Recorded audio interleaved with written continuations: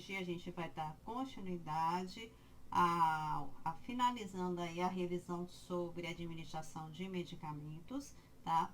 Eu tô passando direitinho tudo que eu já tinha passado, muita coisa que eu tinha passado em farmacologia, porque esse assunto é muito importante para a gente fixar, porque na hora de administrar um medicamento, tá? Que vocês vão começar a administrar medicamentos já no primeiro estágio, vocês precisam ter uma boa noção de farmacologia.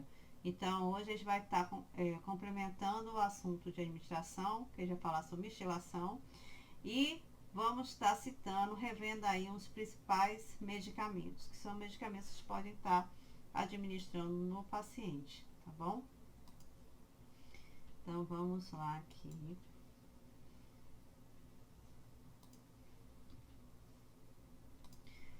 Então, com relação à instilação, que é um tipo de administração de medicamentos. Então, consiste em administrar um líquido gota a gota, né, numa cavidade do organismo, via ocular, via nasal, via auricular, na orelha, na via retal, dentre outros, tá? Então, gente, geralmente a gente usa aqui um conta-gota. Eu acredito que todos vocês já devem ter administrado um medicamento conta-gota, porque isso a gente faz muito em casa, tá? Então, não tem mistério. Qual é o cuidado que a gente tem que ter? Observar bem a prescrição venosa, tá? Para ver quantas gotas a gente deve administrar. No caso do conta-gota, se a gente fizer assim, a gente pode ter mais dificuldade de ter controle na quantidade de gotas, tá? Se a gente faz assim, né? A gente inclina, a gente tem um controle maior da contagem das gotas. Então, é muito importante a gente observar a prescrição médica para estar administrando exatamente a quantidade prescrita pelo médico, tá? Para não estar ultrapassando essa quantidade, tá? Então, na questão do ouvido, né? Como é que a gente deve administrar? Então, lavar as mãos, seguir as orientações dos 13 certos, posicionar o paciente lateralizando a cabeça, que vai facilitar a entrada do medicamento. Posicionar o canal auditivo do adulto da seguinte forma: segurar o pavilhão auditivo e puxar delicadamente para cima e para trás, certo? Porque aí a gente facilita a entrada do medicamento. Então, é dar um puxãozinho, tá? Para poder administrar o medicamento. Administrar as gotas prescritas sem contaminar o conta-gotas. É um cuidado. Por quê? Tá? Se também qualquer medicamento, gente, a gente não pode contaminar, tá? Mesmo a nossa mão lavada, a gente não pode estar encostando nessa parte aqui, porque a gente pode estar passando alguma contaminação da nossa mão para cá. Então, a gente não pode estar encostando, certo? Essa região, ela tem que estar mantendo limpa. Então, se a gente ficar encostando a mão aqui, a gente pode contaminar, certo? Porque esse medicamento vai para onde? Vai para o ouvido, ou é um medicamento que vai para o nariz do paciente. Então, a gente não pode estar contaminando, certo? A gente sempre tem que ter esse cuidado, tá? Na hora de administrar. Então, administrar a dose prescrita, orientar o paciente para manter essa posição. A gente administrou no ouvido, manter ele um pouco mais nessa posição para o medicamento ser melhor absorvido, tá? É muito simples, isso aí não tem muita, muita dificuldade não, certo? Administração ocular, então observar também os 13 certos, posicionar o paciente hiperestendendo levemente a cervical. Então a cervical é o pescoço, né? Então ele vai hiperestender e a gente vai gotejar em cada olho. Administrar a prescrição, né, as gotas prescritas no saco conjuntival com cuidado para não tocar esse local. O olho também, gente, é muito sensível. Então, sempre lavar as mãos, usar luva, é bom usar luva, porque eles podem estar lidando com secreção do paciente, certo? Então é bom estar usando luva se a gente for administrar o medicamento também via ocular, como via nasal também. Observar a necessidade de repetir a administração caso o paciente pisque, feche os olhos, tá? Se a medicação for desprezada, porque é muito normal isso acontecer. Secar o excesso do medicamento com a gás ou um lenço descartável, posicionar o paciente em posição, né, mais confortável e registrar. É muito simples, né? Não tem muito segredo nisso, não. Então, gente, vamos falar agora sobre os principais. Revendo, tudo isso aí eu tô revendo. Eu dei tudo isso em noções de farmacologia. Tô revendo tudo isso com vocês para ficar bem batido, porque isso tem que estar tinindo no estágio de vocês. Antiparasitário, antihelmíntico. São medicamentos utilizados, né, para vários tipos de parasitas, certo? Aqui no caso, parasitas intestinais. Então, são medicamentos que atuam sobre parasitas, provocando sua expulsão ou morte. Então, ele vai eliminar ou ele vai matar, tá? Esses parasitas. Vocês deram parasitologia, né? Então, vocês já devem conhecer alguns parasitas intestinais, certo? Aqui no caso é uma tênia, né? Uma tênia sólida, uma tênia saginata. Sólio que é do porco, a saginata que é da vaca, né? Do boi.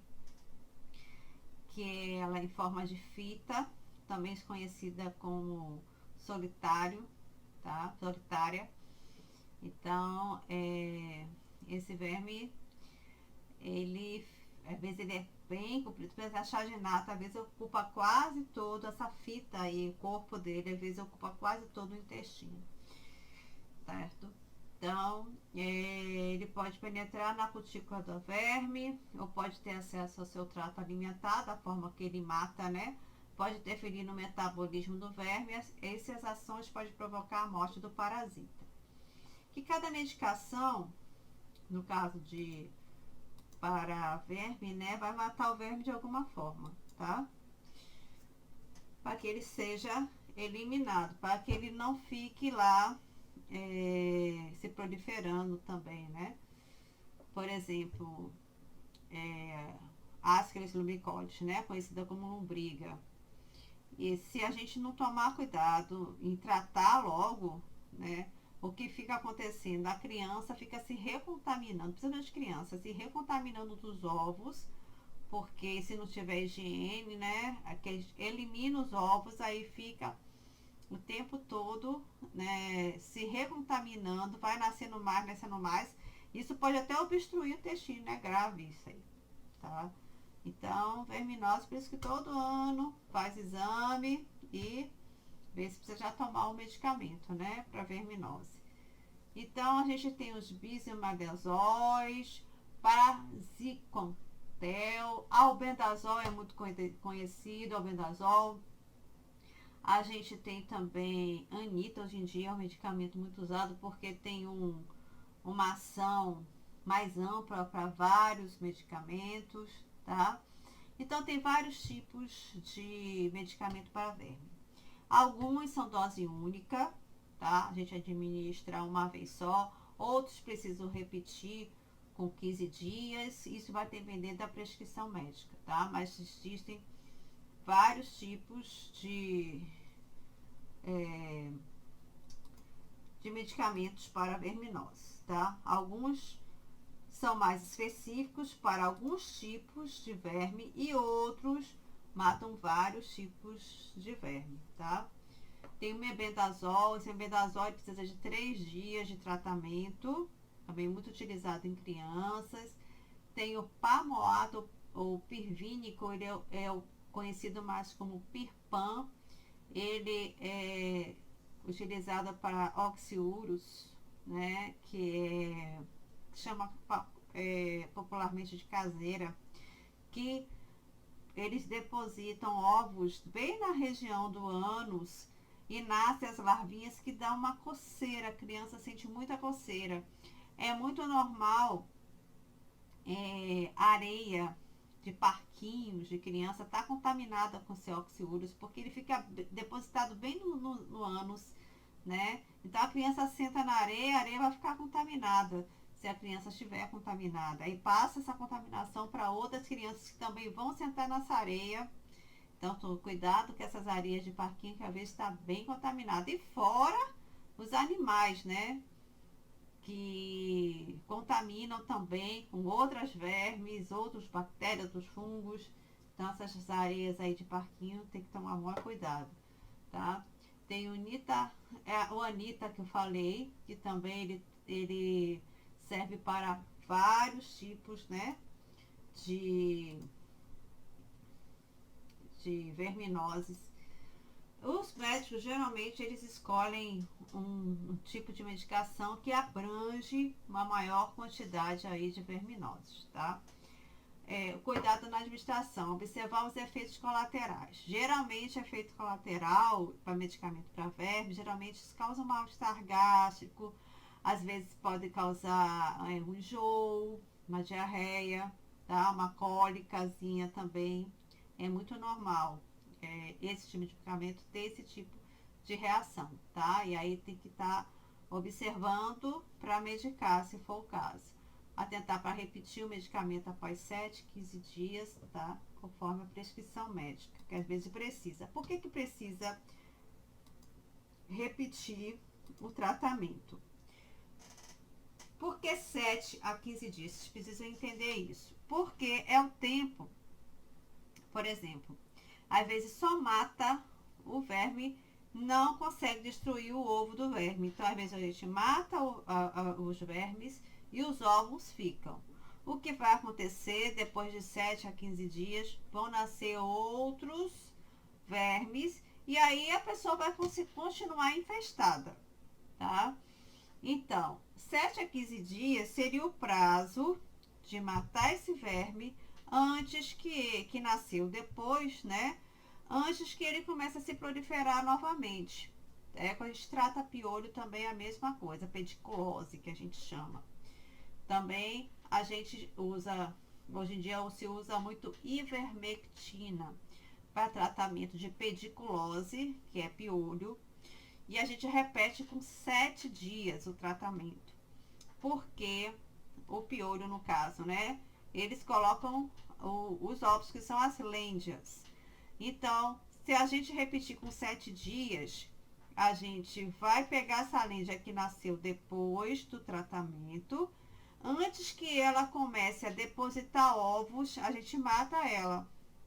Então, esse é o objetivo o porquê que se repete depois de um período de 7 a 15 dias, a depender do tratamento que está fazendo, né? Depender do parasita que a gente está tratando, que piolho também é um parasita, né? Pedículo também é um parasita. Então, repete, porque antes desse piolho, no caso, que nasceu depois do tratamento, ele coloca ovos, a gente mata. Aí a gente consegue uma eficiência nesse tratamento, viu? Por isso que a gente precisa repetir, tá? Antifúngico, tá? Ou antimicótico. São medicamentos que combatem fungos, que podem causar infecções cutâneas, subcutâneas, sistêmicas, infecções que podem ter relação ao sistema imunológico do hospedeiro. Por exemplo, em mulheres é muito normal ter candidíase, tá? Criança também tem a candidíase oral, que a gente chama de sapinho. É uma fungo, tá? A cândida é um fungo que a gente chama oportunista. Ela se manifesta com o sistema imunológico debilitado. Por exemplo, é muito normal a mulher do período menstrual ter um déficitzinho do sistema imunológico. E aí ela se manifesta. Na mulher, ela surge com uma secreção parecendo talha de leite e coça muito. A monilise oral em crianças fica cheia de placas brancas pela boca, que nós chamamos de sapinho. Então, a gente trata isso com nistatina, Tem a nistatina solução oral, que a gente limpa a boca da criança e passa essa nistatina. Essa nistatina que tá tomando de 4 em 4 horas, é um tratamento chatinho, né? 2 semanas usando a nistatina de 4 em 4 horas. E a mulher também, ela não tem a nistatina vaginal, mas para fungo e para candidíase vaginal também tem outros tratamentos, não é só nistatina não. Tem fluconazol, tem miconazol, tá? Então, também às vezes precisa repetir para ter uma eficiência desse tratamento. Então, alguns repetem e outros não. Isso vai depender da avaliação médica, tá? Fungo, eles podem ter vários tipos de reações. Às vezes tem tratamento de reação na pele, tá? Coça e tudo, dá manchas. Então, às vezes trata só com a pomada, o comprimido. Às vezes é necessário um corticoide. Isso tudo vai depender da indicação médica, tá bom? E aí, sempre de olho de como a gente deve administrar esse medicamento.